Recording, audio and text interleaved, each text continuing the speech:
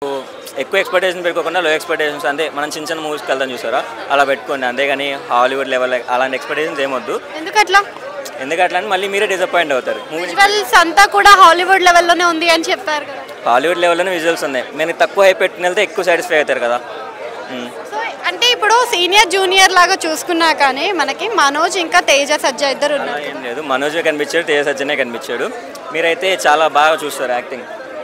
So అంటే ఇప్పుడు మనోజ్ మొత్తం కూడా మనకి నెగిటివ్ క్యారెక్టర్స్లోకి వెళ్ళిపోయారు. So negative characters perfect. మంచి ఫ్యూచర్ ఉంటుంది నెగిటివ్ క్యారెక్టర్ అంటే జగపతి బాబు టైప్లో కంబ్యాక్ వస్తుంది అనమాట నెగిటివ్ క్యారెక్టర్స్లో. సో ప్రభాస్ వాయిస్ ఉంది అని అంటున్నారు కదా మరి. అది తేజ సజ్జనే ట్వీట్ చేశాడు. దాన్ని బట్టి మీరే అర్థం చేసుకోవచ్చు. వాయిస్ క్యామియోనో మీరే ఐడియా పెట్టుకోవచ్చు.